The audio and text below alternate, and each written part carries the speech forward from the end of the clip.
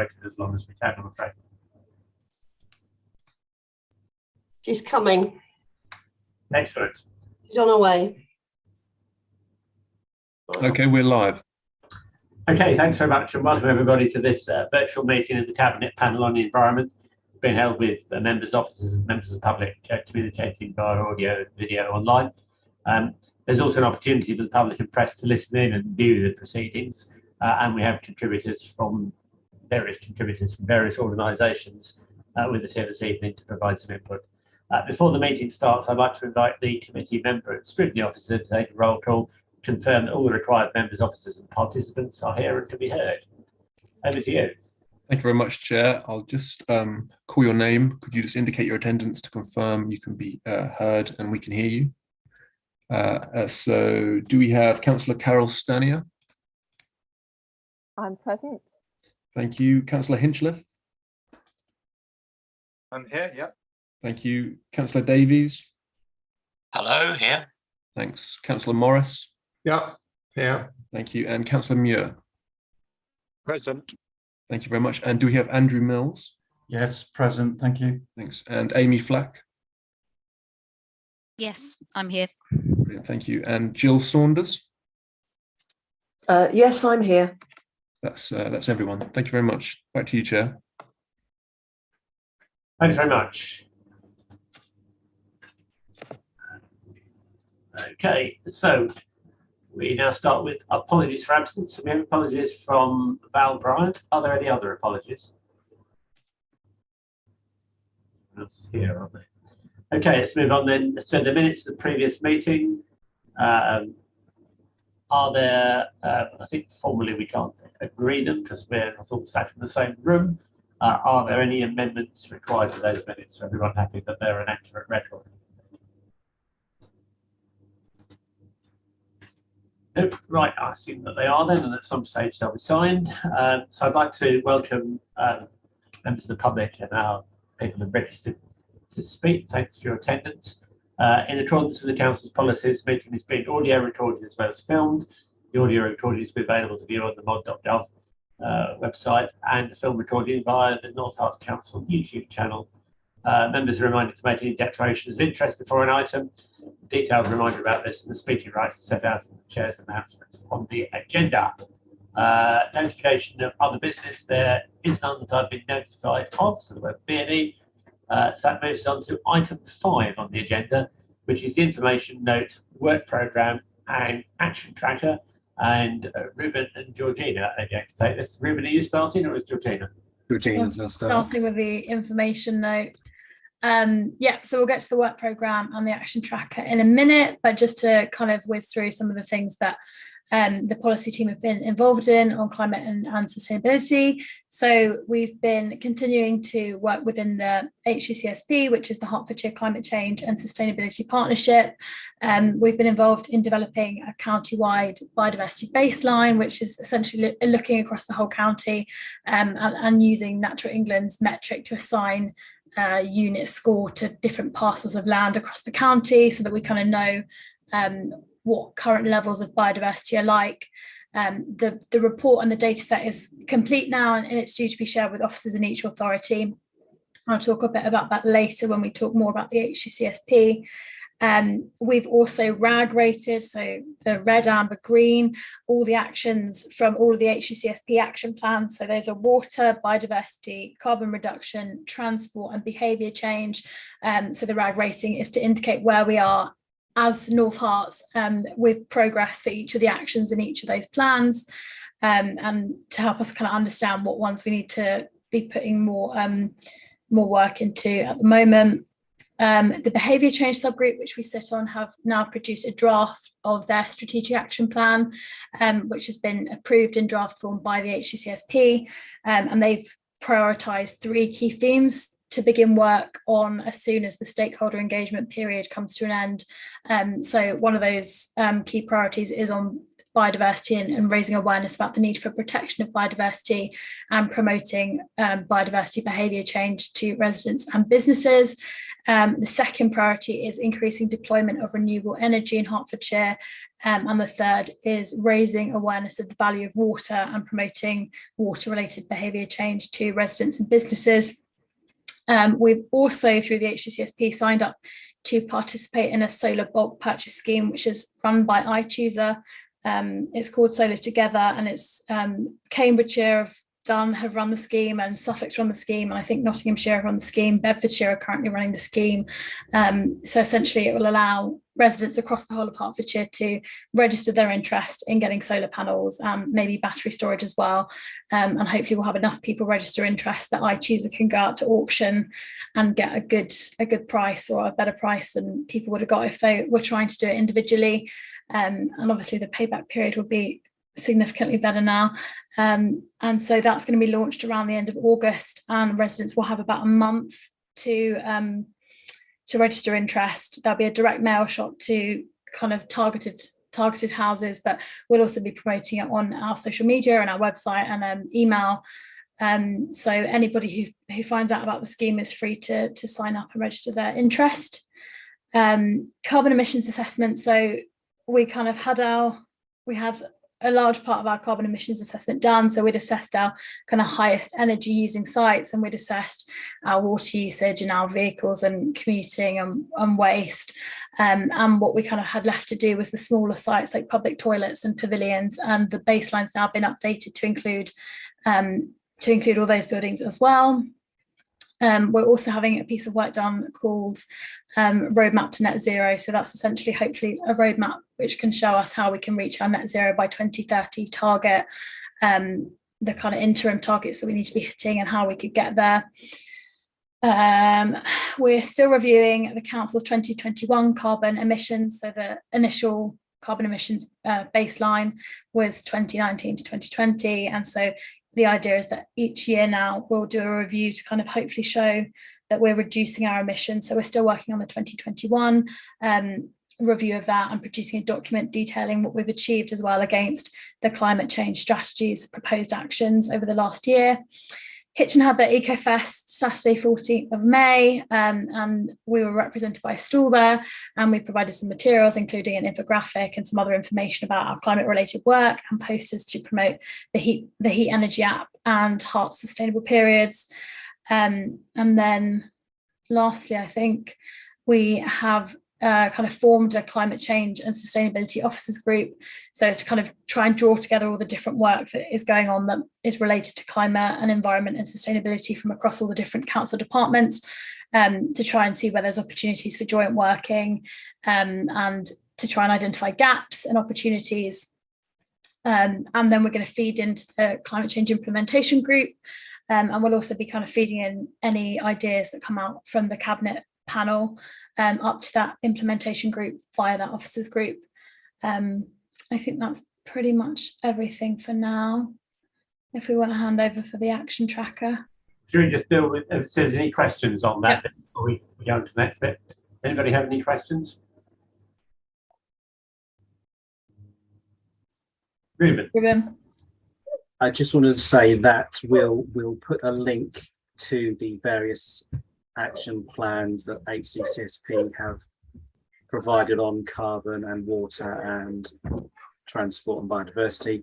And just to point out that we will have officer representation at the Letchworth Green Festival and the Voice to Sustainability Day later on in the year as well. Okay, thanks very much. Okay, so excuse me, if there's no other questions, then we'll move on to the information note, which is you, isn't it, Ruben? It is. Apologies for the dog who's just now started to barking, which is just perfect timing, but there we go. So page 13 talks about the work programme for the rest of the year. We are going to talk about biodiversity today. On the 19th of October, we're proposing to talk about carbon reduction.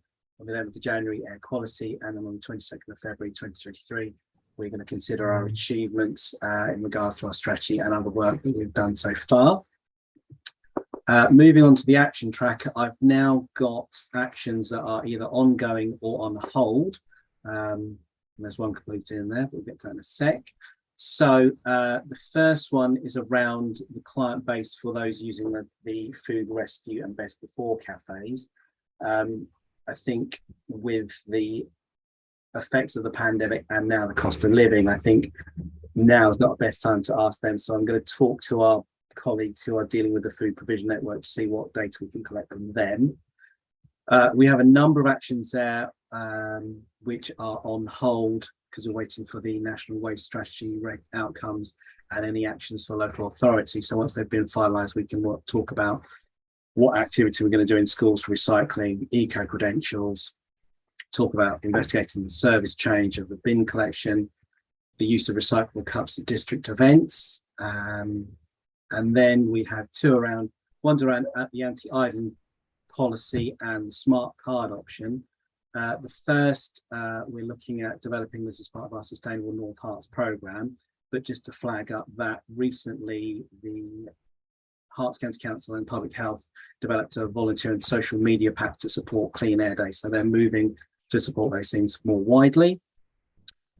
Smart card option, the County Council have developed a business service improvement plan, which outlines the development of smart tickets as part of the larger plan. It's been recently approved by the DFT, Department of Transport. An introduction date is unknown at the moment, but I'm pressing the Transport Officer for a date as soon as I can. The next one is around cycling to work and reviewing that criteria. The Transport Officer has worked quite hard to implement a revised workplace scheme, and we are partnered with Halfords, and I put the link there, so if people want to look at that, they can.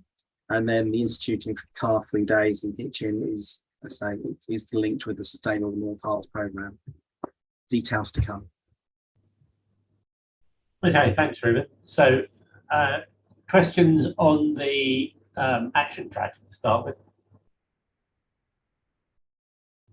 No? Everybody happy with the action tracker? On the excuse me, on the work programme, I think I think the thinking behind the recommendation here is that over the, I guess it's must be 3 years now that the panel's been in place. We've started off with some very broad discussions and then progressed through talking in turn about each of the areas: carbon reduction, biodiversity, waste reduction, water quality, including specialising in some aspects of those. So we had a meeting that talked about food waste reduction, for example, and a meeting that talked about support for pollinators. And I think that the intention now is to review, in each of these meetings, is to review what's happened in each of these major areas, and to maybe set some give some thought into what further action the council should be taking, what the next steps are. So the hope is that's what we're going to do on biodiversity tonight. So we're going to understand what we've done and talk about what we should be doing. And then similarly on carbon reduction in October and air quality in January, and then have a wrap up in February as to what we should be doing on a kind of across the environment portfolio issue. And we may also include some look at some waste related issues that time as well. So I think that's the thinking behind the proposed work programme. Are there any questions or comments on the work programme? No, I take that's agreed then. Okay, thanks very much. Ruben, does that cover everything you wanted to say? I think that's absolutely everything from me, thank you. Okay, thanks very much. Okay, it says I'm to lead a discussion on this item, but unless anybody wants to say anything, that's going to be quite a brief discussion. No, nothing further to be said about that. Which moves us then on to what is this? Yeah, what is described as public participation, but in fact, the first two speakers are council officers, so it's participation, perhaps you should just call it. And the first one is Georgina, who's going to talk in some more detail about the HCSP Biodiversity Action Plan. Can you see my screen? We can. You can see my screen. I've forgotten how this one. Is it now like That's full it. screen? Yeah, now we can just see the presentation. Brilliant. Yeah, so we're going to talk about the Biodiversity Strategic Action Plan, which comes from the HCCSP. So just to recap, I feel like I've said this so many times now, but just in case anyone hasn't been there for one of those times, the HCCSP is the Hertfordshire Climate Change and Sustainability Partnership. It's comprised of all the local authorities in Hertfordshire, including the County Council, as well as the Hertfordshire Local Enterprise Partnership. It's a member-led group. There's a counterpart officer group called HSOG, or Hertfordshire Sustainability Officers Group. And the idea is to come together to try and tackle climate and environmental issues in Hertfordshire, where you can hopefully make more of a difference working together than you would if you were working as individual authorities.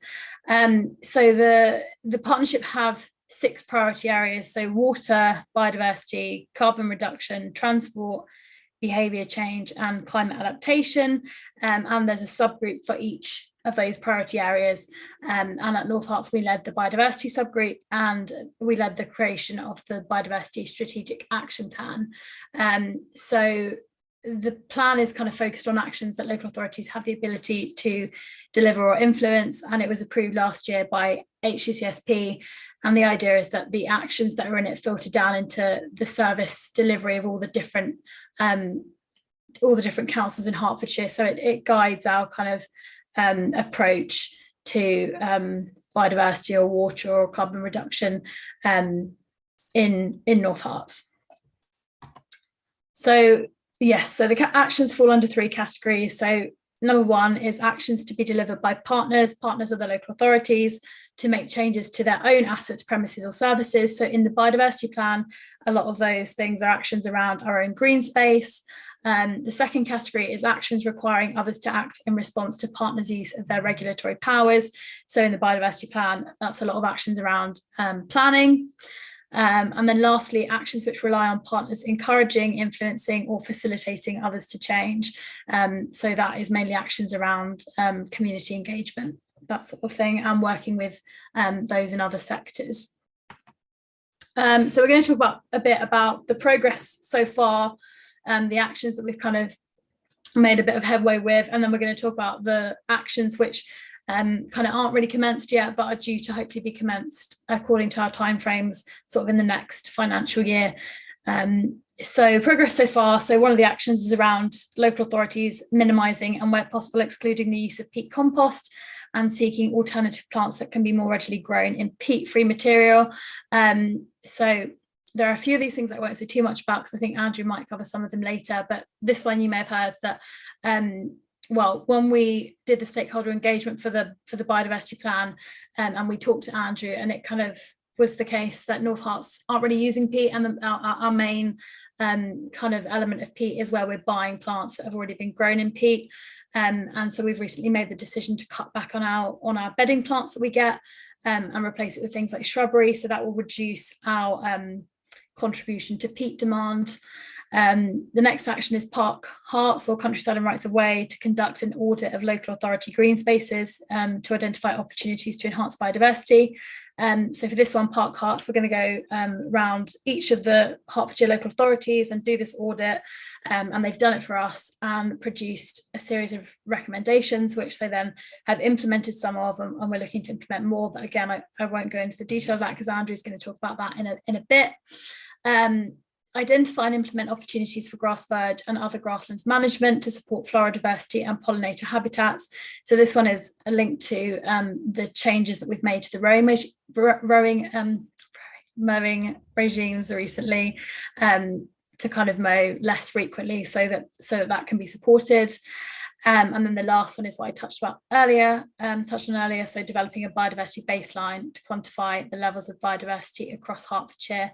So yeah, this is looking at the whole of the land across Hertfordshire, regardless of land type or ownership, and using Natural England's metric to assign a unit score to the different parcels of land so that we know what the level of biodiversity is on this area and that area. And the idea is to kind of give us a really solid evidence base so that we can measure the success of our efforts to improve biodiversity, and hopefully help us to kind of apply for funding as well with that evidence base, and also to make strategic decisions around where we could place biodiversity offsets from the government's biodiversity net gain policy, and also potentially things like site allocation for local plans.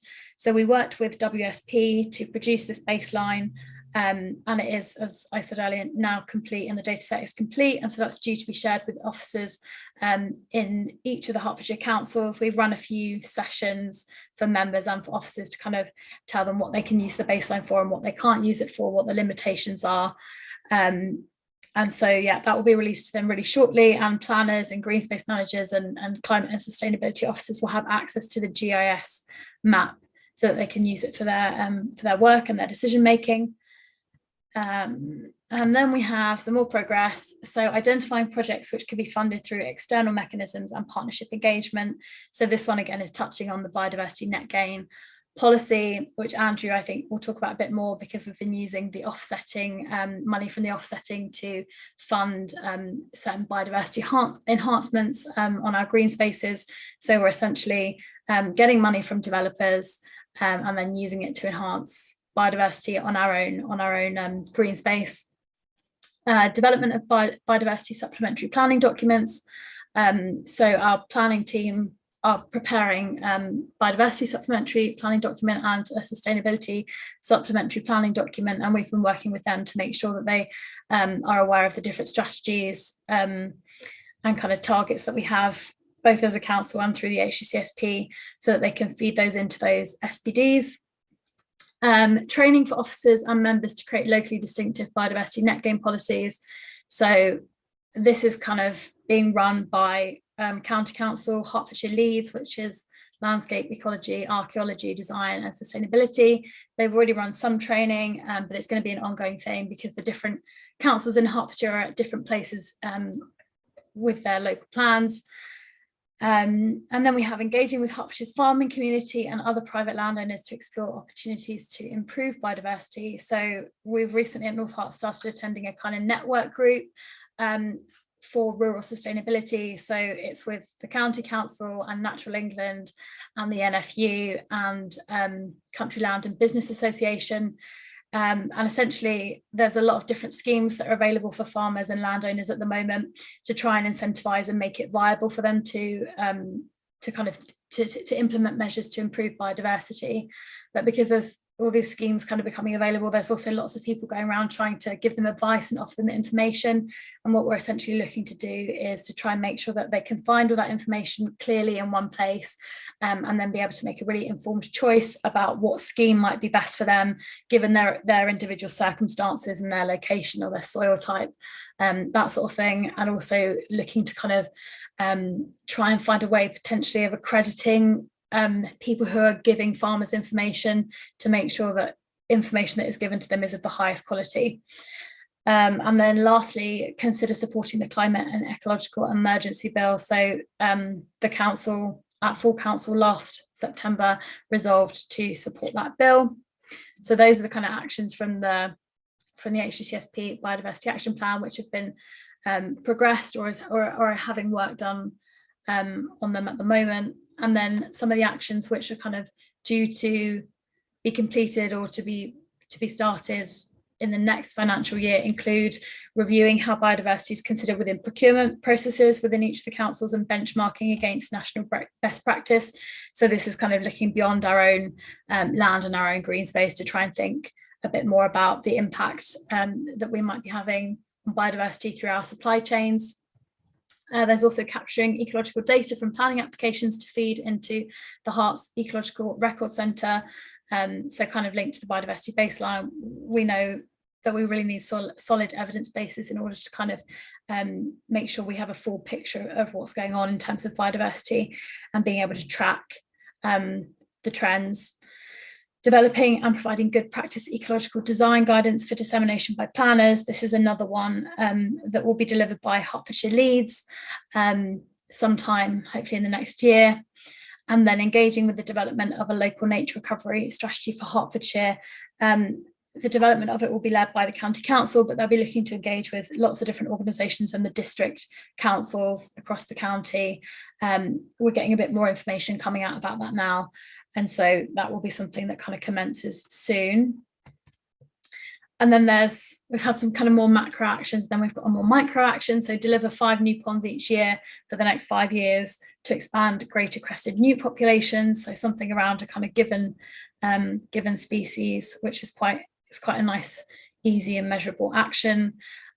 Investigating opportunities for establishing a Hertfordshire-wide intern or traineeship programme to foster environmental skills within the county. This one wasn't originally in the plan, but when we did the biodiversity stakeholder engagement, it was something that got mentioned by quite a number of organisations, this concern that a decent amount of biodiversity knowledge and skills kind of sits with firstly volunteers and also people in the older generation, and that those skills and knowledge isn't kind of filtering down.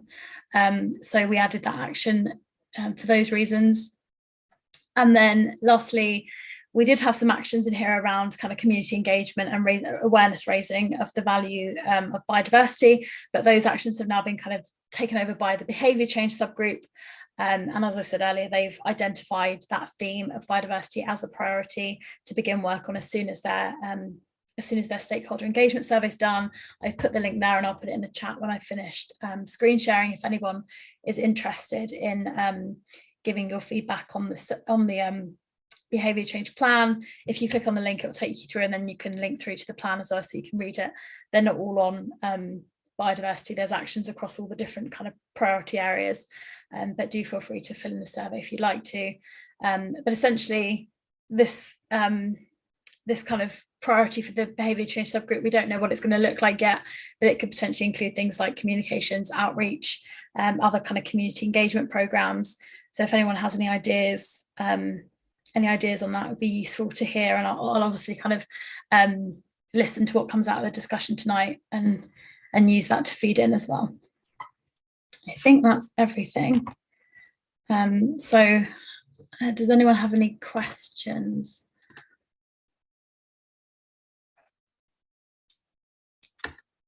Yeah, Michael? Yes, thank you.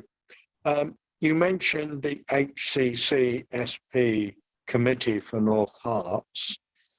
You mentioned all the 10 district and borough councils working together with the county council. Yeah. What about parish councils? Because they can do a lot in their own parishes if the information is sent to them and they're a member, or some of them might well like to be a member of the North Herts committee, so they can put the parish impact into the committee. Yeah. So why aren't parish councils involved? It's a very good question, and it's not a question I know the answer to. It's probably something that we can raise at the HCCSP. Steve might have some thoughts on this, but it is a good question. I don't know. I think that's a good point, Michael. I mean, so there isn't an HCCSP at less than the county level at the moment. So there are 10 districts in the county, and I think to involve parishes at the county level would be unwieldy. But the quest registered, there's something like 40 just across North Herts, so there must be hundreds across Hertfordshire. But I think whether or not there is scope for doing something similar with parishes across North Herts is something that is a good suggestion, something we need to look into the feasibility of doing that. So I think that's a good idea. So I think you're absolutely right. Some of them in particular will have some really useful input to make, and others it would just be good to keep involved. So perhaps. Can I also say, Steve, I have 8 acres, and I don't mind a pond on part of my land to help biodiversity. So if that can be looked into, I will regularly accept what can be done. Okay, thank you very much. I'm sure a note's been made of that. Okay, next I have next hand up was Amy. Thank you. Thank you for your interesting presentation, George. I really like the idea of the ponds. Do you have a plan of whereabouts they will be placed, or the plan? Or sorry if you did mention that. No, I don't have the plan myself, but my colleague at County who we kind of made the plan with, that was kind of one of his ones. So I think he has a better understanding of where those would be intended. It says target areas. So I assume he's got some data on where those target areas would be, but I can ask and I can get back to you. Yeah, thanks. And next time up was Diane.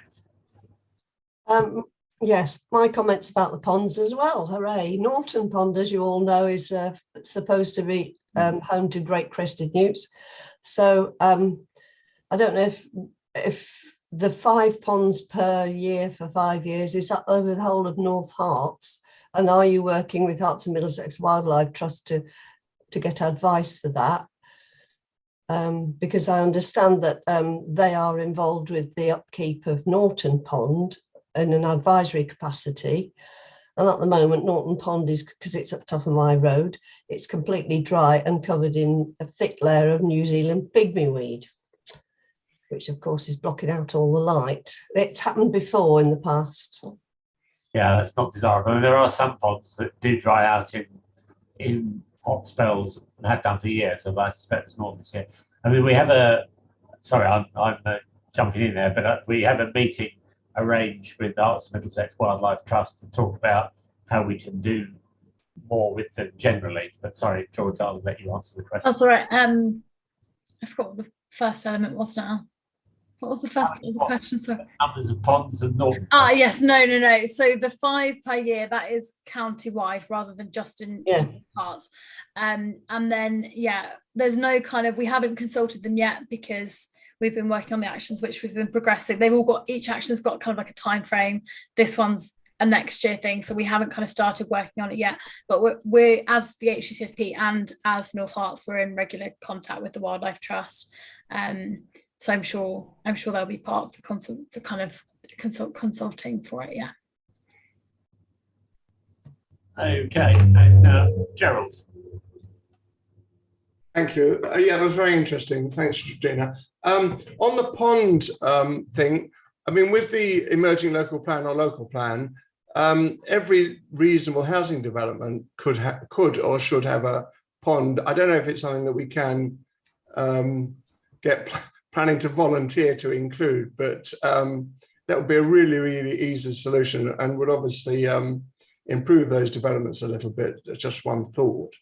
So I don't know whether we can actually insist, but I mean, I know developers have to often put in green spaces and all the rest of it, so it wouldn't be an enormous stretch to stick a pond in.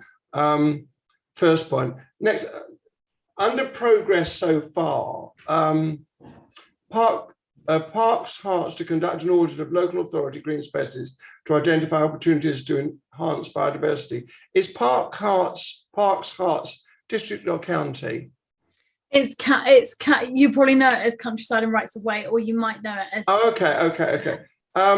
So it says I mean, they must already have all this information because they clearly know what's going on throughout the county.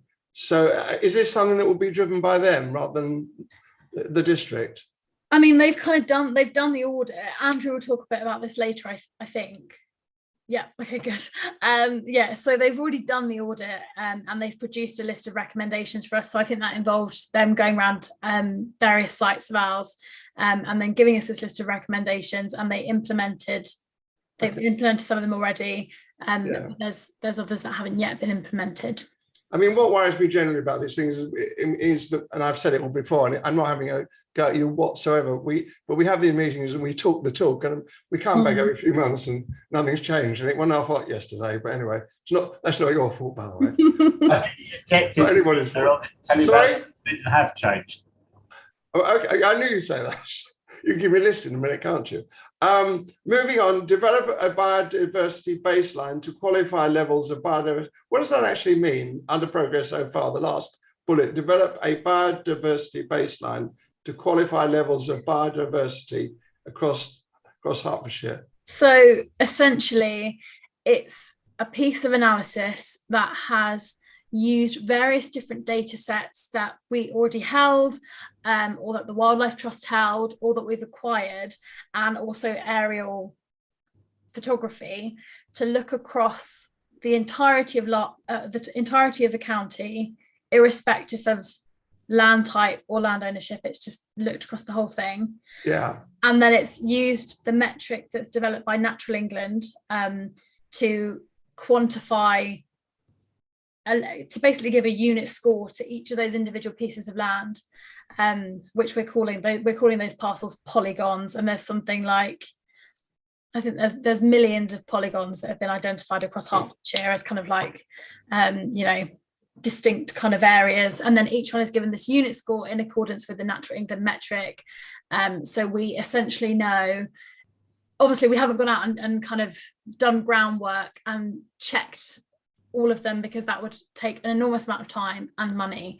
But essentially we have a decent kind of idea of the level of biodiversity on different sites across the county, and you can then hopefully measure the impacts of your efforts to improve biodiversity on a site, or over time you could see if biodiversity is declining in some sites, and then hopefully as well you can also make sort of strategic decisions about where you, so for example we talked about the biodiversity net gain policy, so the 10% that developers have to now provide. And what Andrew I think we'll talk about a bit later is how we're they can't always provide them on the site of the development, so they have to kind of offset them elsewhere. So essentially they have to do it somewhere else. And what we kind of want to do is be in the best place to make sure that they come to us or stay locally, rather than going and offsetting them somewhere else. So hopefully the baseline can help us kind of do that and make strategic decisions and know, where would be good to put things and where would be less good to put things. An excellent explanation. Thank you very much, Gerald. Not entirely sure I understood it, but an excellent. Lastly, progress so far.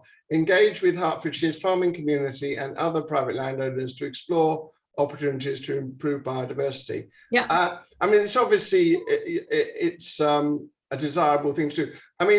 The reality is that a lot of farming generally is kind of taken care of by the NFU, by rural payments and all the rest of it. So I'm not sure that district or council can make too much difference. The only way, some farmers, generally do care about the environment and do all sorts of interesting things that benefit the environment. A lot of them are just businessmen that just want to produce as much of whatever as possible. The way it really works is what financial reward, but it's a nice thing to do. I'm not sure having a chat with a farmer will make very much difference. But I suppose that's kind of partly why we're doing it, because obviously there's lots of schemes coming out which is trying to financially incentivize farmers to do to take measures which might support biodiversity, but obviously there's conversations to be had, which we've already had, around the extent to which that the level of incentivization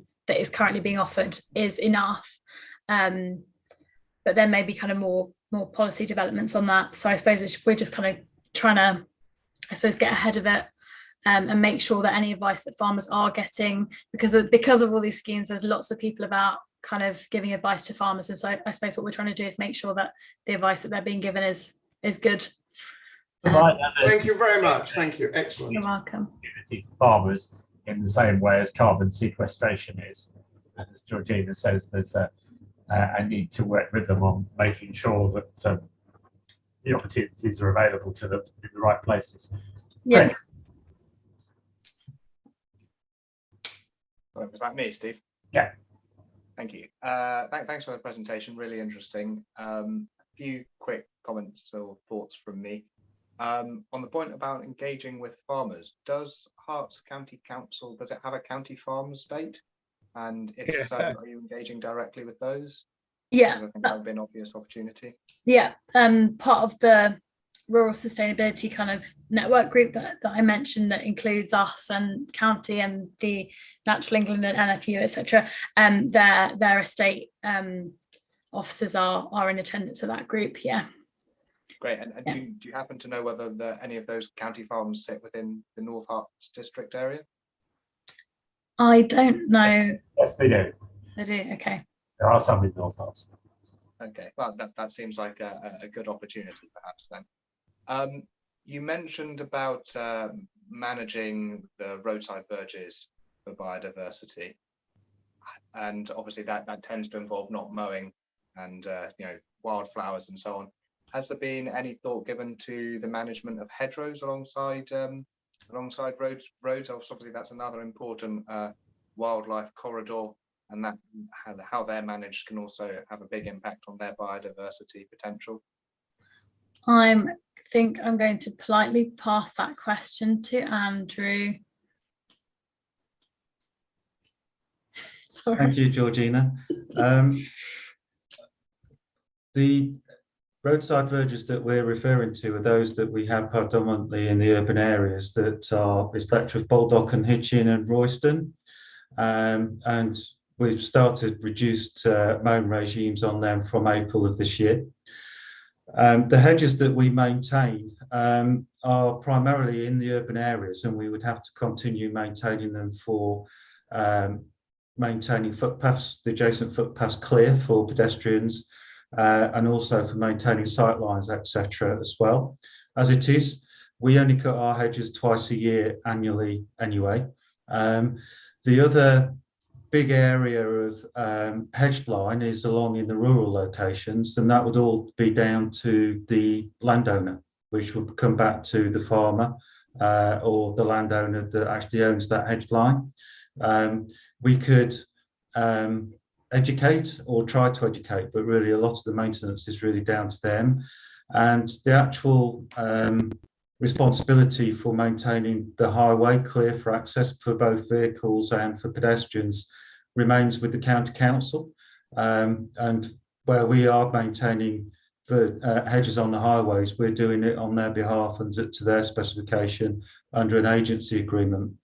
So we've undertaking a compromise, if you like, in maintenance, so that we can maintain the function of the highway as an engineering feature while not over maintaining the green space at the side of the road, like what we have been doing traditionally, if you like. Very much. That's very interesting to know. And my final question was going to be around the data you've referred to that you've been collecting on sort of the biodiversity across the local area. Have you considered any historic sources of biodiversity data, thinking about landscape features that would contribute towards biodiversity that may have been lost or deteriorated over time across the Hertfordshire area, orchards, wildflower areas, other features of the landscape that we know are valuable to local wildlife, things like that? That's a very good question. I can't remember exactly what data sets we used. I could find out for you, but I think we did have some kind of more historical data sets, because I do remember when we were kind of sense checking the data, there was one area, it wasn't within North Herts, but there was one area where it came up as heathland, but we knew that that was kind of historical and that it wasn't, the condition of it was not really, it wasn't really the case anymore. But I can try and find out what data sets exactly we used. And then I was just going to come back on Gerald's point about the ponds.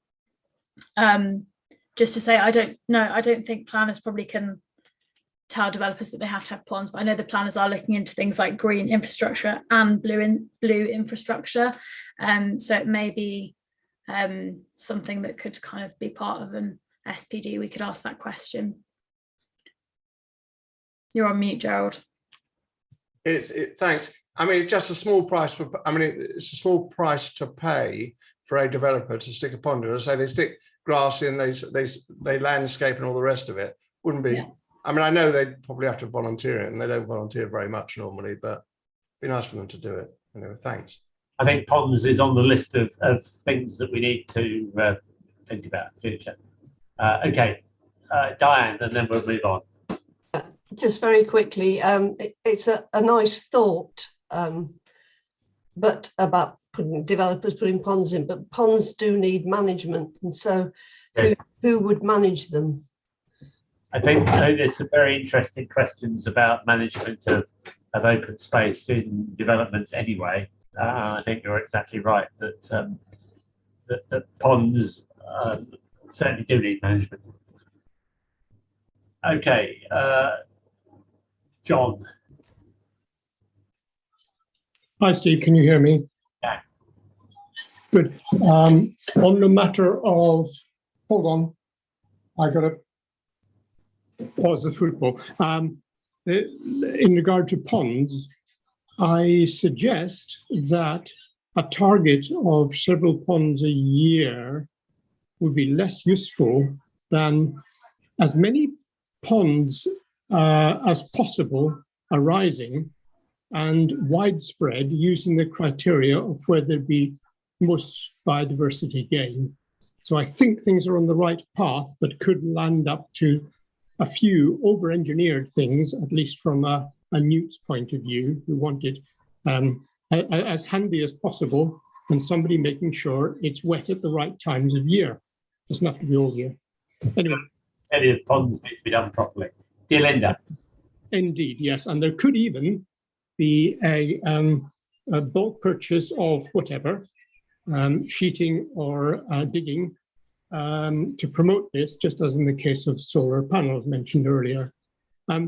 Moving on to a comment on farmers, I suspect a similar thing, that the large commercial farmers, as I think Gerald indicated, would be, could be a waste of time in approaching them, whereas small and model farms, especially those with visitors and hence a revenue flow that depends on the attractions that they offer, those would be a much better bet in terms of somebody creating and looking after ponds and making sure they're stocked.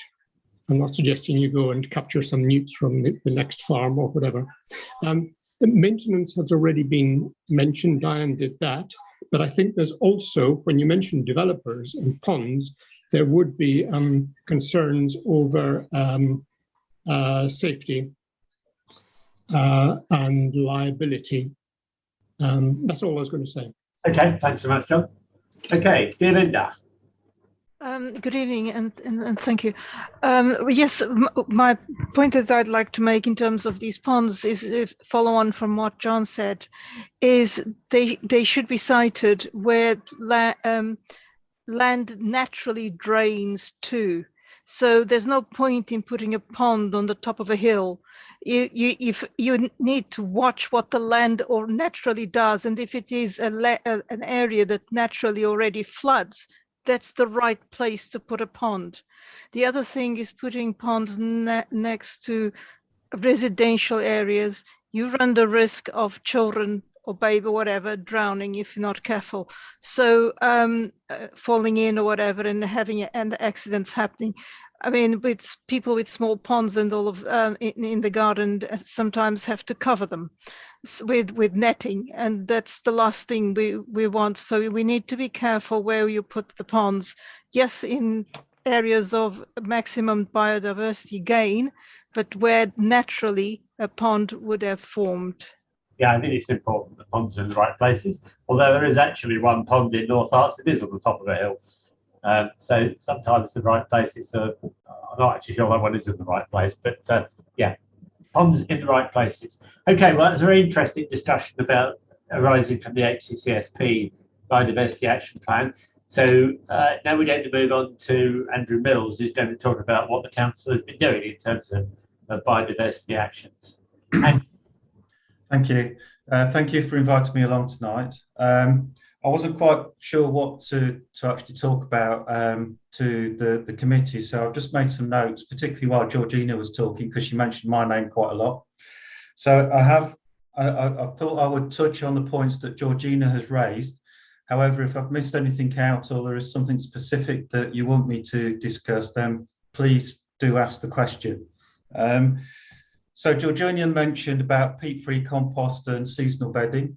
And we looked at the seasonal bedding provision across the district as part of a contract review that we do every 5 years with John O'Connor's.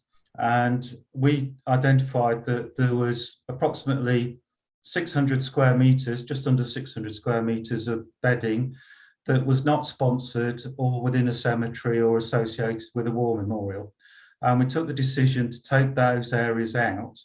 And it wasn't until I actually did the environmental impact assessment for Reuben that I actually realised how much energy and carbon growing those flowers was actually creating. So yes, there's peat-free compost. The nurseries that we're using are going 50-50 on peat-free and using peat at the moment. There was the artificial growing of those plants in greenhouses, and which require heating and irrigation and all the rest of it. Then the transporting, then the planting, the fertilizing of the bed and the ground. And then we were doing that twice a year. So taking out 600 square meters of border and replacing that either with turf or with shrubs or something else has really created a saving and in the carbon that we're actually producing, and a reduction in that element. And we've been able to maintain those areas of sponsorship that are for bedding sponsored anyway. So we're still keeping in touch with local businesses and things like that. So that has been one of the other things that we have done this year, is that we've ensured that the pots that the plants actually come in are also returned to the nursery and recycled rather than just thrown in the bin. As you know, a lot of the plant pots or trays are plastic, and there is no reason that they can't be reused. And that was an initiative that, again, we started this year. We have tried with a new supplier for the seasonal bedding, and that's proved to be a lot more efficient in reducing the waste as a consequence of the activity, even though we've had less square meterage of bedding to do. The contract review looked at all aspects of the contract, and one of the biggest things that we've actually got that produces carbon within or expends energy within the contract is actually vehicles and machinery that we have driving around. So we looked at the mileage those vehicles are doing, and we looked at what we're doing and why we're doing. And there's a couple of examples where we felt that we could actually still maintain our statutory and legal obligations to maintain certain things, but actually do them in a different way. And we've actually been able to take out 2 vehicles running around the district that would have been getting the district running around 40 hours a week. And that primarily was in the area of inspecting and monitoring our playgrounds, and also the attendance for the paddling pools when they are operating the splash pads. So we've taken 2 vehicles off the road across those operations, and we're still able to deliver the same services we were doing before. We've spoken about the changes in regime for the highway vergers, and the sort of improvements and creation of habitat for biodiversity and the creation of green corridors. Even though those vergers are predominantly in the urban locations, I think, well, I certainly noticed a lot more dandelions flowering this year. I don't know whether it was just the weather, but certainly different mowing regime created a lot more flower when the dandelions were flowering. But that also meant that, again, we have taken off another 3rd vehicle out of the contract, and another mower, which was diesel powered, and the strimmers associated with that as well. So again, there's a big carbon reduction because we've actually adjusted the regimes that we're doing, undertaking that maintenance. I must admit, I was sceptical about, and Councillor Jarvis will echo this, I was sceptical about implementing the changes, and I expected that I would be sort of receiving a lot of phone calls, shall we sort of say, about what we're doing and why we're doing it. And we did undertake a lot of communication between Christmas and April, and that message seems to have got through. And I'm really pleased to sort of say that we've even received compliments about the way the grass verges have looked up to now. We've received a number of, I won't say complaints, more inquiries, And when we've explained why we've done what we've done and the benefits, most people on the whole have been very understanding and have accepted what we're doing. So I'm really pleased that the whole process has been well received generally by the public.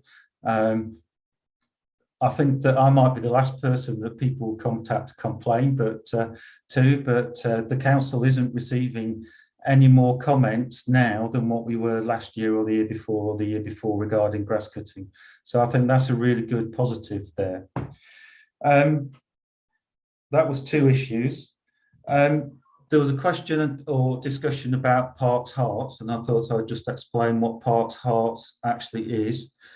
So Parks Hearts is a forum of officers across the district. So basically, if you think there is a person in my role in each of the districts and boroughs across the county, and basically it is originated from an opportunity for benchmarking and to share best practice between the 10 districts and boroughs across the county. We're now using, and the group has been in existence for over 20 years in one form or another. There is a Parks East group, which is the regional version, if you like. So I can talk to my counterparts in Southend or Yarmouth or Norwich City or Peterborough. So we have I have the opportunity to share experience and receive the benefits of other people's experiences that are in similar roles to me.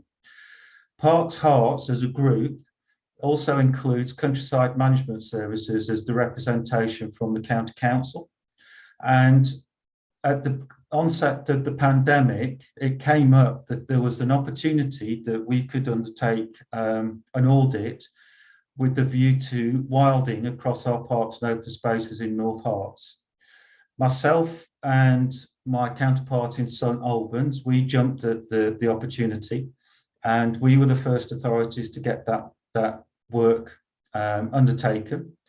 So colleagues from Countryside Management Services went out and looked at all our large parks and open spaces during the 2020, basically. They then presented those results to us, and what my role and my colleagues' role was to put a reality check to the comments that we got. So, for example, they looked at Walsworth Common in the middle of the summer and said, why are we maintaining Walsworth Common in Hitchin like we are? It looks like a prairie landscape of close mown grass. Let's make it into a wonderful wildflower meadow. And I'm going, well, hang on a minute. This site's used for football. It's got 4 designated football pitches on it. It has formal provision. It hosts Walsworth Festival each year. There's designated footpaths that go across it and all the rest of it. So we were able to put a reality check to the proposals that were put forward. And the whole idea of the audit was that we wanted to do an optimum proposal, and then bring it back down to reality. Then last year, we started to look at the wilding audit with a view to the quick wins that we could do. And those quick wins were, could we just start improving biodiversity by changing mowing regimes in certain locations? So we looked at Walsworth Common as an example. We looked at Baldock Road Recreation Ground in Letchworth. We looked at Avenue Park in Baldock. And a number of other places. There was Wilby Road Rec in Letchworth. And we're looking at concepts, if you like, and just literally change those mowing regimes so that the grass isn't being cut every fortnight, every 3 weeks. We can allow it to grow and flower, and we can then do a check. An audit to see if the diversity is there, if it is there, and whether we need to do anything with it. So the prime example, as Sue Lyons and Diane Kircher will know, is the big area between Letchworth Gate and Weisbrook. We started, that was our first in Letchworth, and that was our first toe in the water, if you like, of wilding. And we really did not get it right with as far as communicating with the neighbouring residents. We really did get it wrong, and partly that was because that was in 2020, the pandemic hit, we all started working from home, and to be honest, attention was diverted elsewhere. And the residents thought we'd just stop cutting the grass.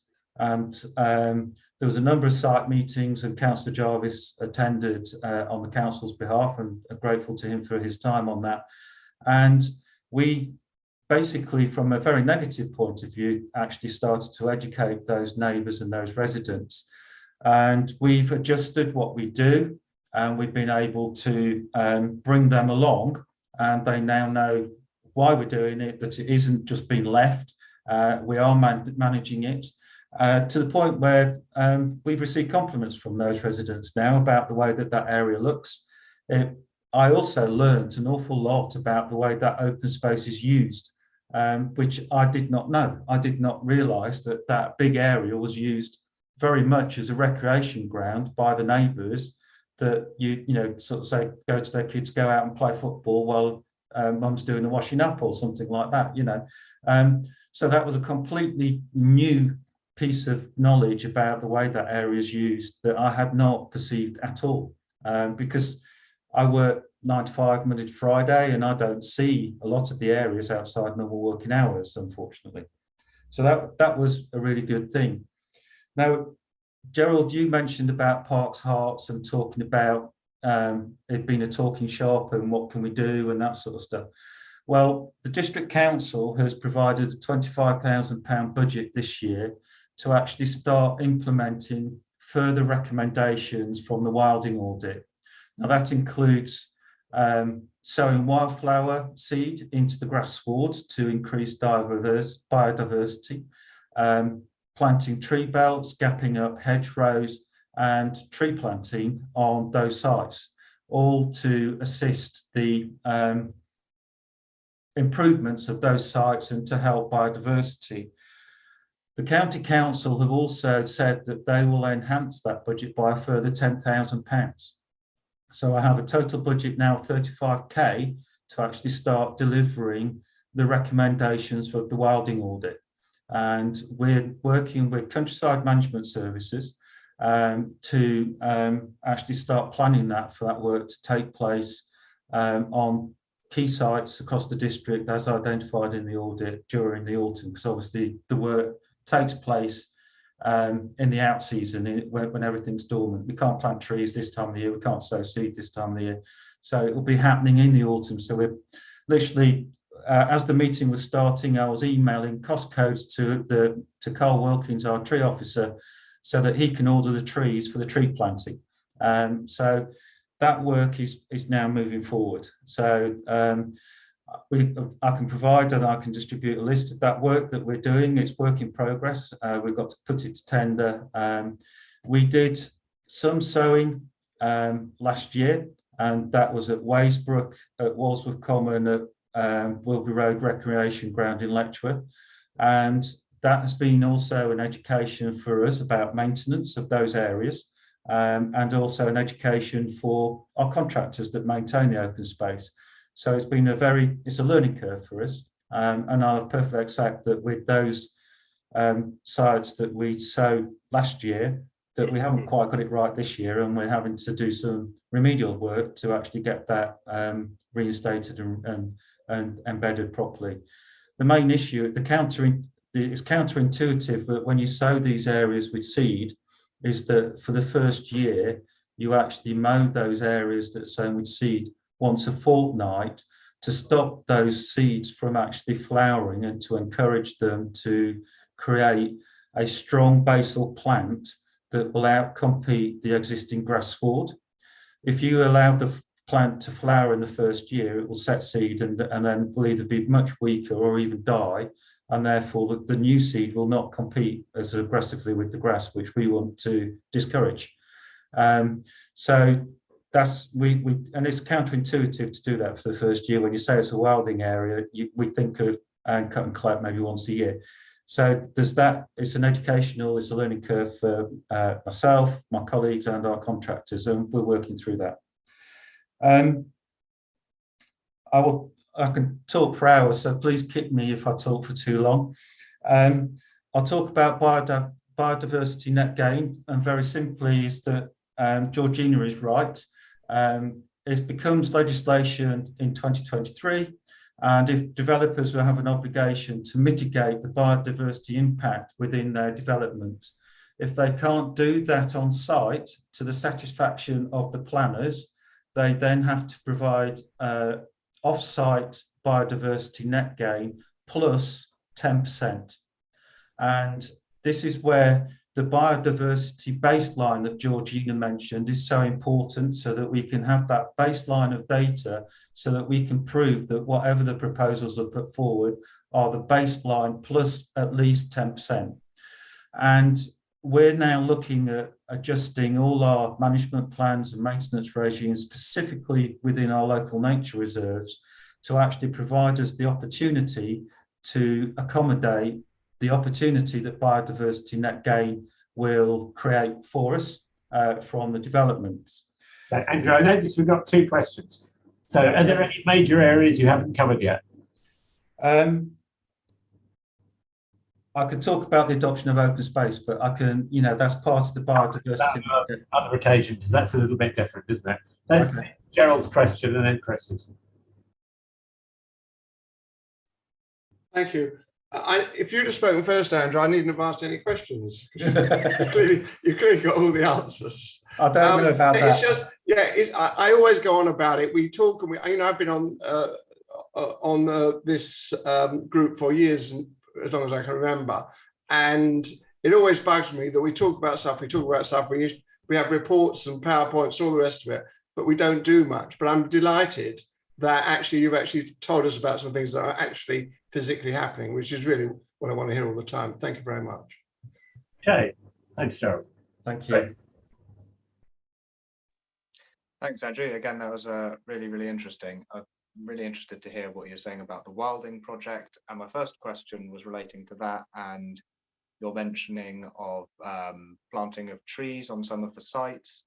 I was interested to know whether you are looking at particular species for those trees, and this is probably a bit of an outlandish one, but whether there'd been any consideration of attempts to reintroduce elms, which of course we've lost a lot of across the area, across all of England really, and species that are in decline, and whether there'd been any sort of species restoration thought within the planting regime. So the selections of species that we're looking at planting are all indigenous. So they're all indigenous to the UK, but not only that, we're trying to ensure that they're indigenous to the county as well. We're also doing quite a lot of work to ensure that we're picking out the species that are suitable for the geology and soil type that we have across the district. For example, the nature of the ground conditions in Royston is completely different to the ground conditions that we find in Hitchin or in Letchworth. So that is also a constraint on the species of trees that we have.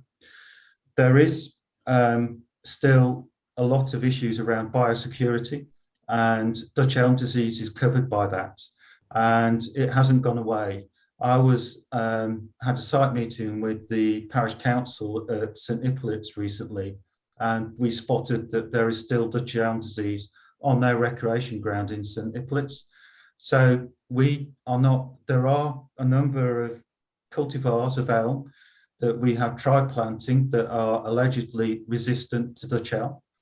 Those trees are extortionately expensive, and unfortunately we've had very little success with them. We're waiting for either natural tolerance, if you like, to catch up naturally, or we're waiting for cultivars to be produced from breeders that are affordable and durable in that. Now, the other species that we are not going to be planting is ash, because of ash dieback, and the other one is oak, because of the oak processionary moth, which is a notifiable condition. It's actually a moth.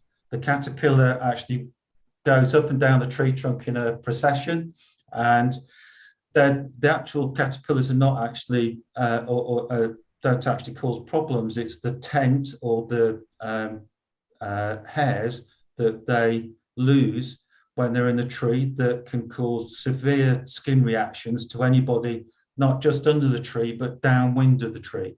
So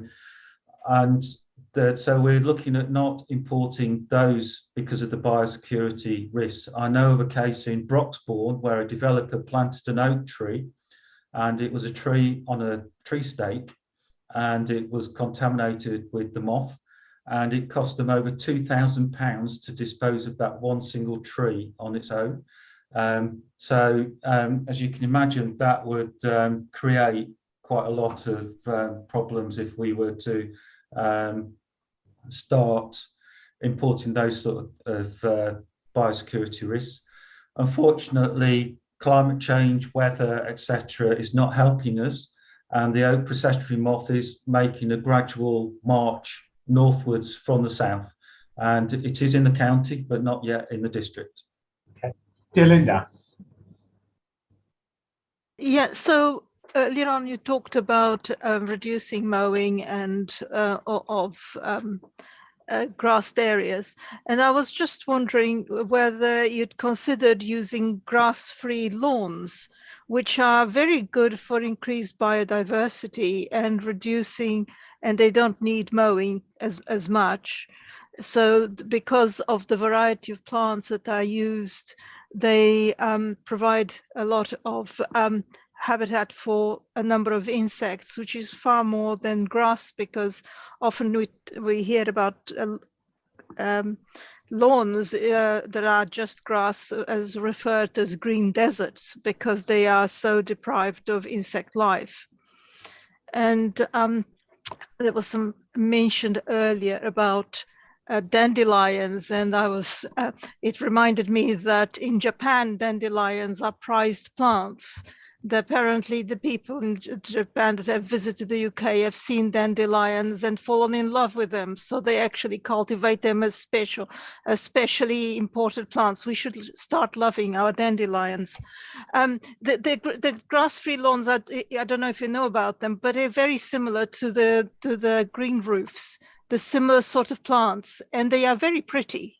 And in terms of what the council could do, I'd like to suggest that promoting the use of, instead of tar flat roofs, to actually encourage when people apply for planning permission or whatever, if they've got a shallow roof or flat roof, to cover it with a green roof as opposed to tiles, in terms of increasing the biodiversity that you're looking for from the developers.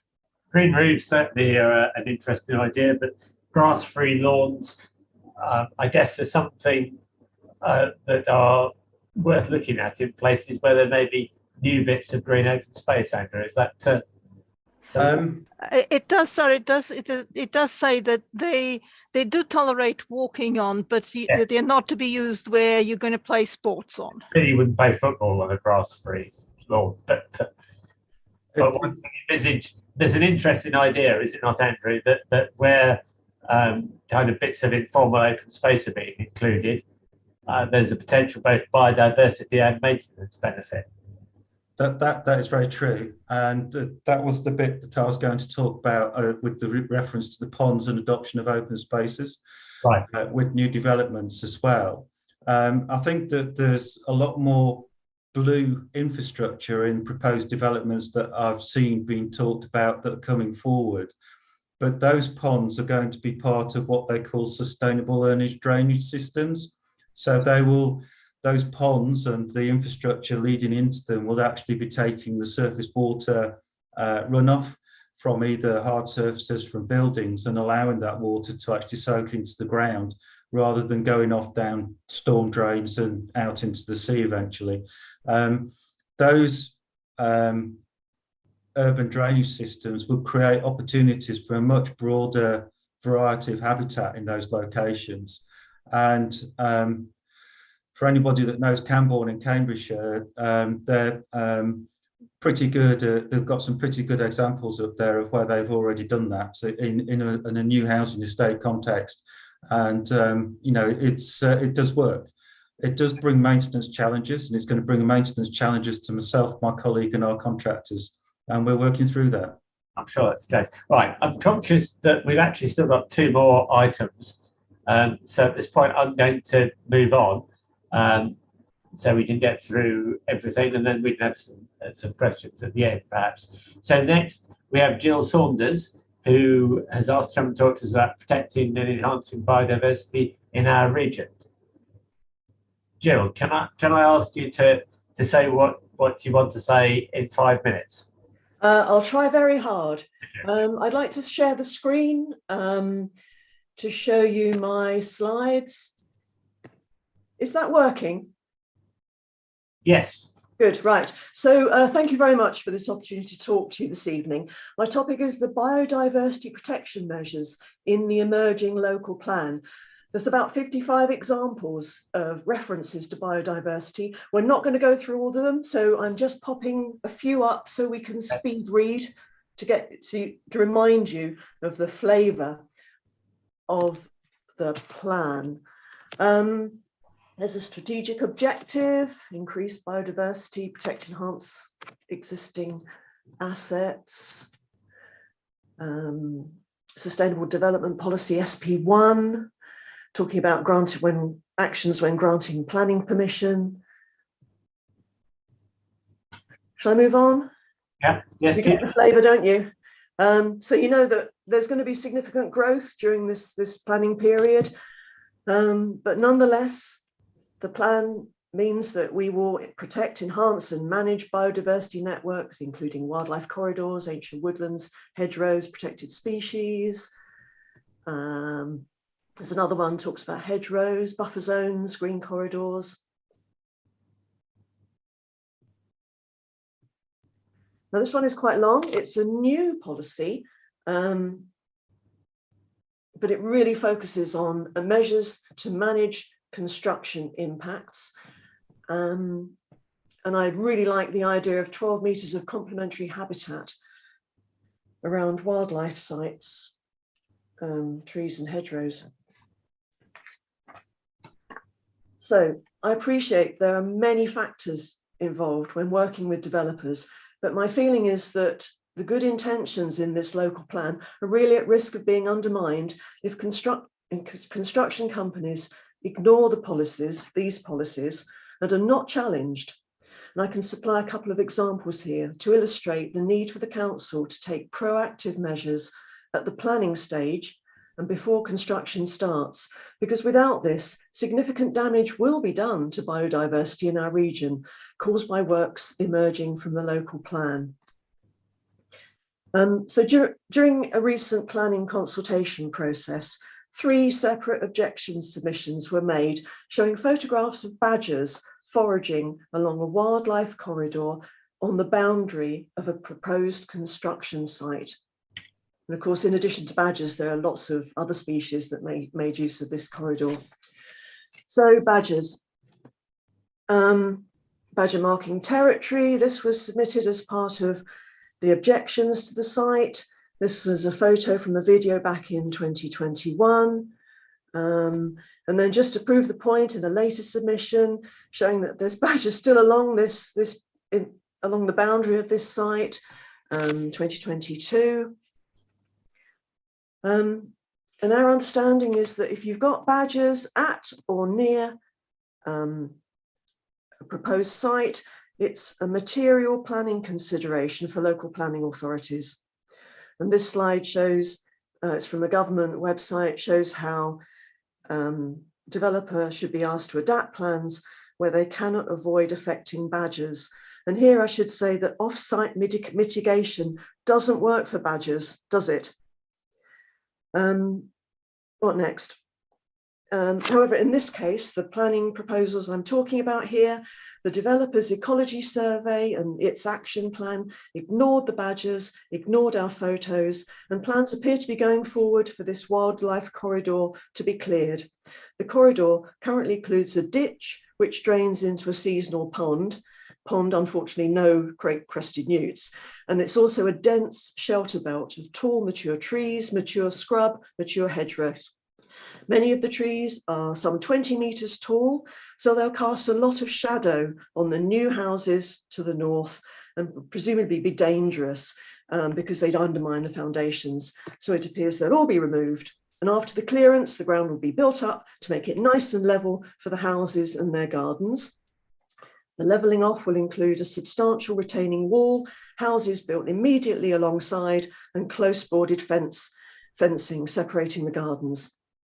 Now, there will be some trees and hedgerows left outside the development boundary, but this too is at risk because the protection measures planned by the developer are completely inadequate. So we're making applications for tree protection orders on mature trees that we have to try and improve the chances of saving some of them. But frankly, this step shouldn't be necessary. So one example of a tree we're going to lose, I think, I have no reason to doubt it'll survive. It's a mature field maple right at the boundary with the proposed development. There's no root protection plan. And I don't know if you can see my cursor, but the construction work will go right up to where the trunk meets the ground. Where are we? So this tree is literally buzzing with insects, but it doesn't appear at all on the developer's protection plan. And it's got neighbours of ash, willow, blackthorn, hawthorn. They're all teeming with creepy crawlies that feed the birds. And we can't help but be anxious about how all of this shelter belt will cope with damage to the root systems, changes to groundwater, soil compaction, and so on, caused by construction work. Of course, there is a British standard to deal with this. It's just a small extract showing how drainage, changes to drainage will have an effect. So really, to sum up, how can we ensure that policies, the good points in the local plan, are enforced to protect our biodiversity? Because frankly, limited plantings of young trees and municipal style landscaping cannot replace the treasure trove that we've already got on this site. And that's one just small example of how valuable habitat should be protected. And imagine if scenarios like this are repeated all over the region, because once work is underway, it will be too late to protect things. I understand there has to be an increase in housing provision and that greenbelt land will have to be used, but there have got to be ways to properly require developers to protect our habitats, please. And that's it from me. I'll be happy to answer any questions and discuss anything. Thank you. Okay, thanks very much. I think clearly the local plan is not yet adopted, so some of those policies are not actually in effect at the moment. And the biodiversity net gain provisions in the Environment Act, I hope will enable all councils to do better. What we clearly can't do this evening is to get into a discussion about individual planning applications. That wouldn't be proper in any way. We don't have the information to do that. I mean, I think you raised some questions that concern many people about the impact of development on many aspects of sustainability. And I think that there is a considerable gap between what the government says about wanting to ensure sustainable development and the tools with which is to provide local councils to actually deliver that. We've had many ministerial speeches about building less on greenfield sites and less on environmentally sensitive sites, but none of the planning legislation has been changed.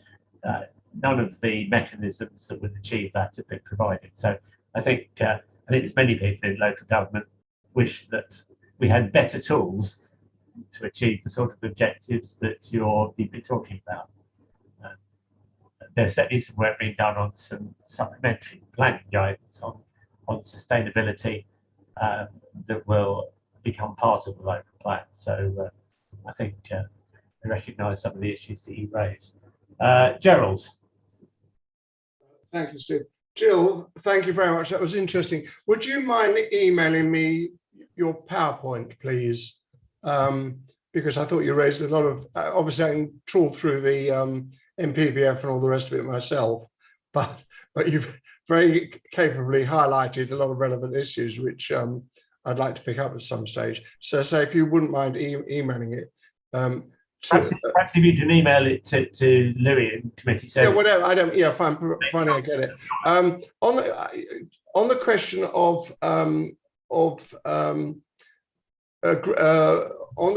a green space and all the rest of it, for me, it's very, very controversial. Green belt, not green space. To me, it's really quite controversial. I mean, Jill, you said you're kind of not relaxed about it, but you accept that perhaps it has to be done. I'm not at all happy about building on green belt. And I know our emerging local plan includes a stack of green belt. So I really haven't made up my mind whether to support the local plan or not, probably based on that one thing only, because I just think it's wrong to be building on green belt by whoever decides. That's my view. Thank you. Michael. Thank you for that, Jill. Can I ask you, are you a professional in some organisation, because you certainly know a lot about the environment and new builds, because the council has to, by law, consult various bodies, and I'm just wondering whether what body you represent, or are you a private individual? I'm a private individual, but I'm very concerned. And my concern stretches back many years, opposing the draft local plan, opposing many of the greenbelt allocation sites, and also opposing specific planning proposals. And over the years, you get to know quite a lot. And as you keep revisiting all the policies and the measures, I think one develops a certain amount of expertise, but I'm not a professional. There's more to learn.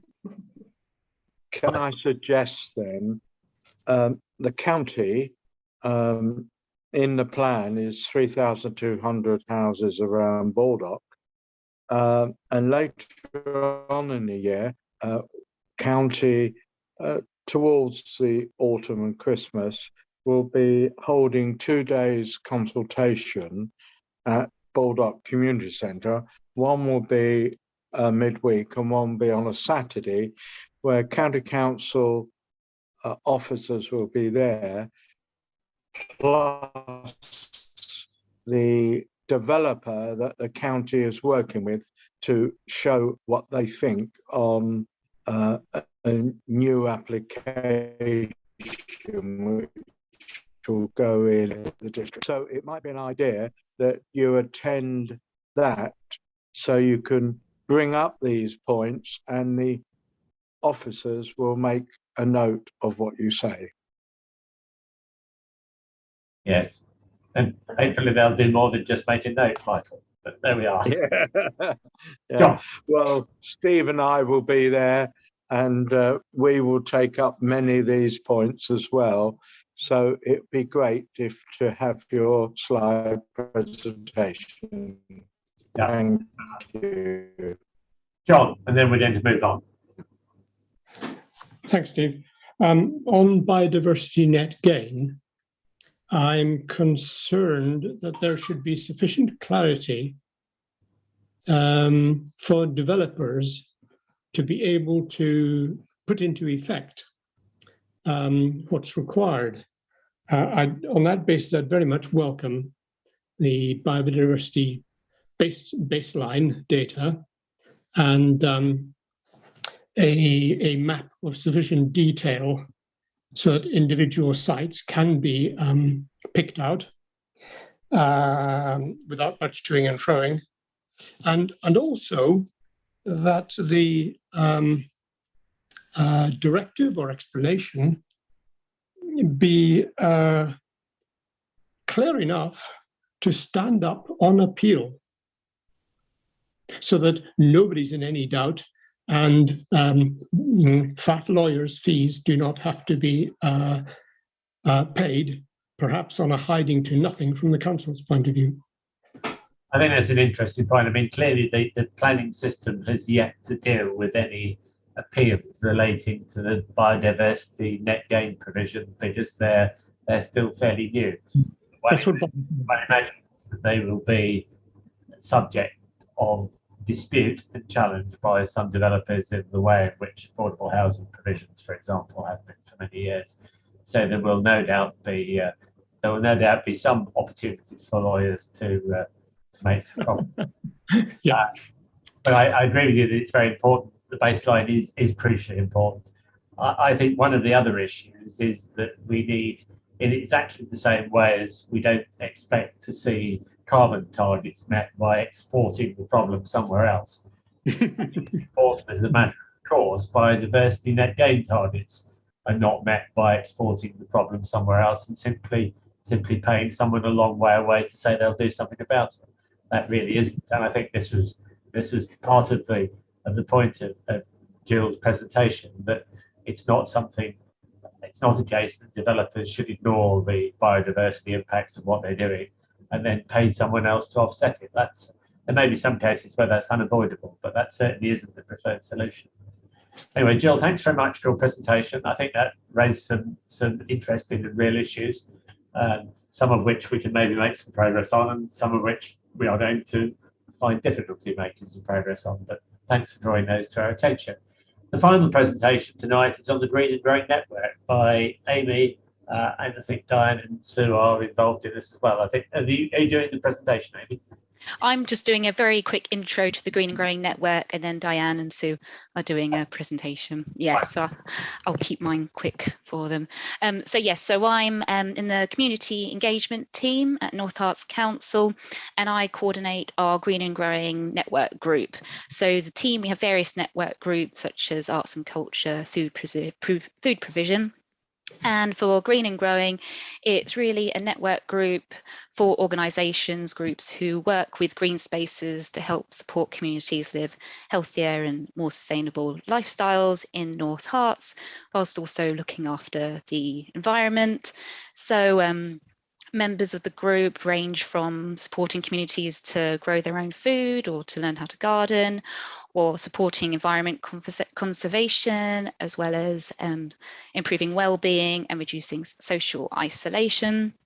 And really the aim of the network is for groups to meet informally. We meet about every 6 weeks to 2 months on Zoom to share what they're doing, to connect, streamline processes. It could be that one group's already working on a group that another group's working on, and they can share that. So it's quite an informal format for people, for the groups to connect. So we've had 2 meetings since I started in April. And in our last meeting, so we were chatting about fences which come with the holes which hedgehogs can move through. So we were chatting about that, as well as soil and kind of issues with that at the moment. And then also Andrew came to our most recent meeting, so it gave a chance for members to hear what the Green Space is doing and ask questions there. So yeah, if you'd like to be part of the network, I'll put my email address in the chat box, or if you know of a group that isn't part of it who might be interested, please do let me know. So I'm very keen to kind of grow it and get it out there as an idea. Okay, thanks very much. So I'll pass on to Sue and Diane. Okay, shall I start, Sue? Yeah, fine, carry on. Okay, I'm going to share my screen. Can you let me know if you can't see anything? Okay. Okay, I can see it. Can you? We can. Okay. Back to what Andrew was saying. This is Waysbrook. So I'll try and be quick.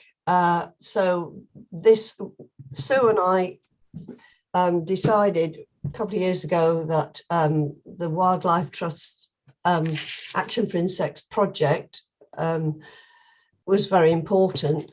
And at the same time heard about Waysbrook. I can't remember how now, but and it's also connected with Friends of the Earth members. And we got talking to Andrew, and I think we've worked I don't know how much we've influenced what you've done. It sounds presumptuous to think we've influenced you at all, but I know you've enjoyed the Plant Live newsletters I've been sending through to you, and I've welcomed what we've been doing. So that's rather nice. Anyway, this is a picture of us doing our Quadrat survey on the Waysbrook. I think this was the first year that it had been left long, or maybe the second year. But what we were trying to do was to prove that the short grass had very little wildlife value, whereas the longer grass had a lot more. So we were doing quadrats on, adjacent to each other almost, short grass, long grass, just to show that there were a lot more insects. And in fact, that it worked quite well. Actually, I can't see my second thing. Can I get rid of? No, I can't. Anyway, this was a summary that we sent to Andrew. That was the plants which were found on the short grass and the invertebrates. And as you can see, there were very few invertebrates in the mown area, whereas there were a lot more in the unmown area. And the plants likewise, although it was a bit hard to tell on the mown grass because there was nothing in flower really. So that's basic. Oh no, just find the next one. There's Sue. So we repeated the process last year, but only concentrated on the unmown grass. We also made some little signs which we hammered into the long grass areas. It says, "Don't mind the weeds, we're feeding the bees." And as you can see, it has the council's old logo on it in the corner.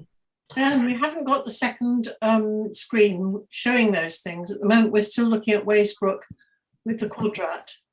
Are you? Yes. I don't know quite how that is. I'm not. I'm looking at the second screen. I was wondering, your description didn't fit what we were saying, but that would be why. Can you see a picture of Sue knocking a post into the ground? No. And you might have, if you maybe exit out of the document with Waysbrook, you might then be able to see it perhaps. Right. If I could just interject, Diane, I think you're sharing your screen specifically in Word. If you then share your screen again, it should work. What? If I share my screen again? It should work. Okay. Right. Try that. Does that work? Yes. Yes? You see a picture of Sue? Yeah. Yeah, okay. Yeah. So we repeated it. So a year after the new leaving the grass unmown regime. Yes, it was a lot better. You can read what it says, can't you, anyway? Don't mind the weeds, we're feeding the bees. Summary of plants, a lot. And the invertebrates in the unmown area, quite a lot more. We didn't have so many people helping us. So it's not really a very scientific survey, I have to say, because we haven't got the same number of participants and we haven't got exactly the same spots, and the weather was different. I can't remember whether it was this year or last year, that it was windy, so there weren't any butterflies around. So it's not particularly scientific, but it does give us a broad idea about what plants there are. Andrew, I don't know if you can give us any guidelines as to which parts we're going to be surveying on the 27th. Perhaps Andrew could do that, not this evening. No, not this evening. But tomorrow, perhaps. I mean, from my point of view, I think this is really useful in helping us to demonstrate that what we've done has achieved something. And I accept that, over just doing it 1 or 2 years, there will be differences because of weather and location. But if you're willing to keep doing it, it will indicate that what we all think should be happening is. And I think that's very useful. Yes, I think we've got more people coming on the 27th, quite a few more, so there'll be. That would be really good. And I think that's the sort of thing that we might try and encourage other groups to do in other areas where we've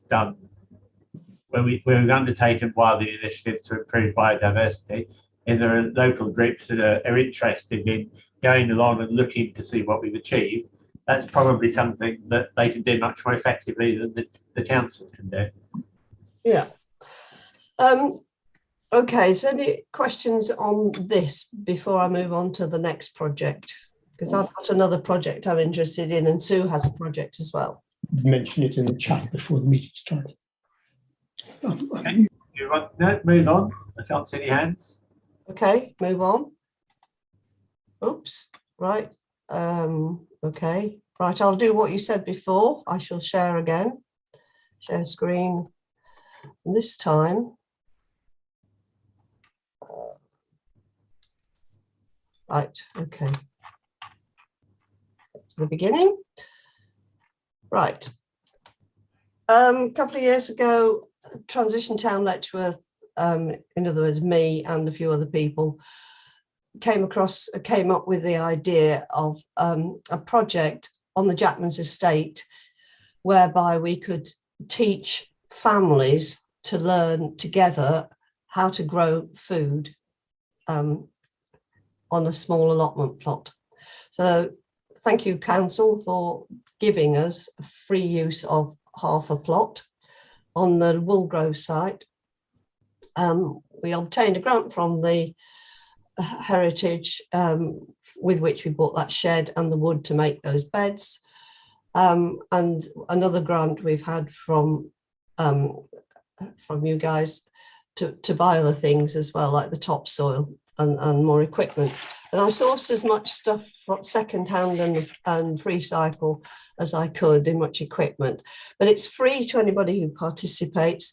This little sign here is the poster, it's still up there, which explains what's going on, that the idea being that families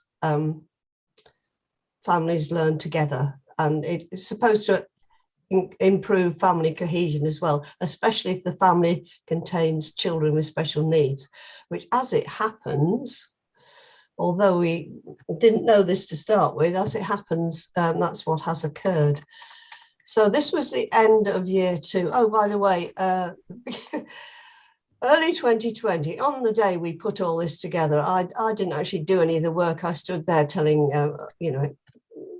being foreman, because I'd just come out of hospital. I just had pneumonia. I'd been in hospital for 4 days, so I couldn't actually do any work. And then lockdown happened, and I was stuck inside for 3 months. Unfortunately, somebody came along, small family, lived on the estate and in a flat, desperate to have some outside space, didn't need teaching, and handy at DIY, so they quickly joined TTL to get the insurance cover, and looked after it basically for us. And by word of mouth, we had a couple more families came.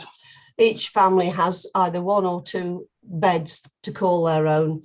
And on Sunday morning, we meet up and they get help from myself and Hilary, who also leads the group. So in a year, I think that's pretty good. Yeah. Okay. And then early April last year, there were 2 families using the site. This is looking in the other direction. It looks very bare, doesn't it? But that is after the winter, and this is one of the ladies. And by August 2021, there were 3 families using the site. And we were adding wildlife features all the time, compost bins, and these girls here are making a table, a little coffee table. So and Hilary there is putting up a bird feeder with this young lad looking on. So we needed more people, so we'd advertised it as Woolgrove Wildlife Gardening Club. Children, please bring your parents. So we're aiming at the kids now, and it's got us more people already. So, okay, shall I just read it, or do you want to read it? Read it. Okay, the outcomes. The plot is a haven for families who have and still use the space. Children learning about growing and the relationship between plants and the creatures which visit us. So we've got bird bath, bird feeder, lots of insects. As it turned out, all our families have children with some degree of special needs, particularly autism or ADHD, as it turns out, and this environment is very good for them and for the parents who accompany them. We have so far upcycled car tyres as a base for a bird bath, demolished summer house using the wood to make a fence, rejected bricks as part of the bug hotel, and several pallets of compost bins and the coffee table. Crops have been mostly good. And at the beginning of this month, I had a stall at the Garden City Academy Summer Fair to promote the project and find new customers. Several interesting conversations and a possible response, but still no definite uptake. Very slow. Word of mouth seems to be the way to go. Okay. Any questions about that before I hand over to Sue? Questions for anyone? No, I don't think there are. Right. Can't see any hands. What's next? Sue. Okay. If I can share my screen, please, with the first slide. If I press on here. Yep, that'll work. No, it's not. I don't know who's doing the sharing of the screen for me. I did ask to have technical support on this. No. There should be slides coming up of the town gardeners. No, we're not seeing anything. Okay, well, I don't know. It's working now. Oh, right, okay. See your desktop, but that's all at the moment. I know. I don't know what's happening at all. I went to share and it hasn't come up. Well, I can talk through, but I mean, it did need the... Diane, who were we dealing with who was actually putting up the screen sharing for us? Oh, I did my own screen sharing. Well, I asked to have support on that front, and I don't know why it hasn't happened. Sue, I have a PowerPoint of 3 images. Here. Yes, that's it. Thank you. Yep. If you just give me a second. Yeah, in the order in which they were given, please. I think you need to stop sharing your screen. Stop sharing. Yes. Okay. Okay. Right. Do I share now? There's a little share. It's working, Sue. Yeah, I can't see it. I can just see a thing saying share. Should I do that? We can see the Garden Square Shopping Centre and the 2 planters either side of it outside, Turquoise and Superdrug. I can't. Okay, you cannot start sharing while the other participant is sharing. You don't need to share your screen, so. I'm sorry? You don't need to share your screen. Louis is sharing. Is sharing the pictures for you. Ah, okay, I can see now. Moved it out of the way. Okay, this was in a late bit of summer, and I was looking at these planters which had been put up by the Heritage Foundation a long time ago, and found them really rather miserable. In the winter, they become totally grey, or sorry, they did become totally grey and lifeless. And in the summer, they weren't much better. And I just got the bug between my teeth to go and speak to Graham Fisher and ask him if it would be possible to just take them over and do something better. And through LDGA, Letchworth District Gardeners Association, managed to get a small group of people who are also members of Letchworth Organic Gardeners, which is hugely helpful because obviously we're sharing the same principles when we're doing the work. LDGA gave us bags of compost. Bickerdyke's very kindly gave us a few plants to get started with. And we hoiked this lot out and started to fill with spring bulbs and a variety of things which we hoped would be sustainable. Perhaps we can go on to the next picture. Don't know how to do that. Ah, here we are. Can we have the other one? There's a third picture which is actually more relevant to that. That's it. There's Jilly, and just looking delighted, as she should be, with what was happening at a better time in the year, because obviously things at the moment have been totally flattened by the last 2 days of huge heat. I've been down there in the evenings watering and trying to keep them going, but we're learning lessons as we go. And I think the main lesson this summer has been that we're going to have to take a proactive view about climate change. And some of these things, although they're lovely, they don't survive. And we are making a list of the things like ice plants, geraniums, they seem to survive this kind of thing, euonymus, a few other things which are actually, and herbs, Mediterranean herbs, and perhaps be a bit less colourful in the future. But it has actually been a very good learning situation for us. Difficult to know what to do. We sometimes get a bit of antisocial behaviour about them, but actually, in talking to Alice Johnson, who's chair, or I don't know if she's chair, but anyway, she's part of the Love Letchworth, the flower planters and the hanging baskets, particularly down in Leys Avenue, are getting a huge amount of antisocial behaviour. Compared to that, we don't get very much at all. Why, I don't know, but anyway, that is an issue for this town. And the third slide, please. Do I move it on? Yeah, thank you. We then looked at the site run by the cinema and decided that that actually was looking equally dreadful. And this was apparently a project that was started by the previous lady, Liz Towler, who worked for the Heritage Foundation. And she had in mind to do what's called prairie planting, which is very, very suitable for climate change, urban situations, places that actually get, huge changes in temperature and watering and so on. So we've started to take over those beds, and we recognise that it's going to be a long, slow process. So we've been hoiking things out. There's a huge amount of, perennial weeds, which are really difficult. But we're a lovely group. We meet only for an hour on a Monday morning. We work very hard for an hour, a bit longer perhaps, take our water up there and give them all a good splosh at the same time. And gradually we've been getting some things out, like brambles and nasties that just take over. We've left the main bed, which is in front of the Old Town Hall, because it had just too much. So the Heritage Foundation have agreed that they will actually get that deep weeded and changed for us so that we can start. We've been buying a few plants and growing them on so we can actually take over when the weather improves. But it is actually a really good lesson in how to actually make this town a bit more colourful and resilient. And it's strange because it is a garden city, but some of these things I really look at myself and think, heck, we're not so brilliant as when I go into Hitchin and see, a very floriferous town in bloom.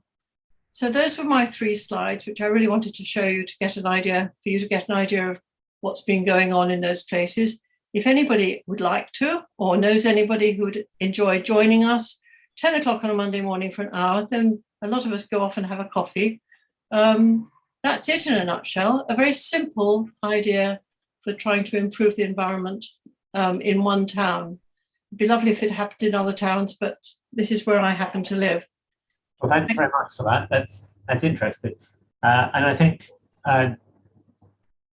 it's interesting to hear what you've been doing there, and also particularly, the lessons about the need perhaps for, particularly when you're planting in town centre situations, about some need for some adaptation in terms of what you attempt to grow there, because even if we are as successful as we hope in some of our carbon reduction initiatives, and then being the council, I mean the country and the world by that, then we don't, I'm afraid, to see more spells of very hot and very dry weather, and we need to think about the way in which we adapt things. So that was really useful. I think also really useful to see the role of volunteer groups in that sort of activity. Right, I'm just going to take one more comment from Amy, and then we'll wrap up, because my objective was to finish by 9:30, and I'm just about to fail on that, I think. Amy. That's fine. I'll be short. I just wanted to say about how incredibly inspiring it is hearing so much, hearing everything that we've heard tonight, especially with what Sue's just been talking about. I I hope that we'll be able to increase volunteer groups in other towns so we can have more of these things happening, so that it will bring along a lot of community cohesion, which is, and all these things will only be positive for the environment. I also just wanted to say that I'm really, really proud of what this group has so far achieved, what we hope to achieve, and what we look forward to in the future. And we know full well that there are so many challenges. There's a lot to get over. And it's not easy, but we keep going. So I just say a thank you. And I think that the things that I've taken away from this evening that I think we probably need to be looking at more is ponds, which we talked about earlier, and that's something where just because there's a target of 5 across Hertfordshire doesn't mean there shouldn't be more in North Herts. The whole concept of grass-free lawns and those kind of alternative ways of covering green space, particularly in new developments, but perhaps as a change in some existing ones. The whole question of adaptation in terms of our planting and the important role that volunteer groups can have in terms of extending this sort of thing. And then just finally, something that I just think we need to check with our planning colleagues. The council, I know, is working on some supplementary planning guidance covering sustainability. And I realise I'm not sure to what extent that covers issues of biodiversity. I know it covers issues of carbon emissions, but we need to make sure that we're dealing with some of the biodiversity issues in the most productive way we can, as Jill has reminded us. Steve, they have a separate biodiversity SPD planned. Okay, right. Good. Oh, well, that's that question answered now then, so we don't need to take that one away. Thank you very much for your participation this evening. I think we had some really interesting discussions and some really interesting presentations. Thanks to all of you who presented, to all of those of you who've asked questions. Thank you for coming along. Thank you for participating. Next time, the next meeting, which I think is in October, we will be doing something very similar about what the council has done in terms of carbon emissions and what the opportunities for the future are. There's probably rather less scope for volunteer involvement in that than there is in biodiversity. But hopefully we can talk about what we've achieved and what we're going to try and do in the future. So thank you very much and good night. Thank you. Thank you very much. Thank you. Thank you.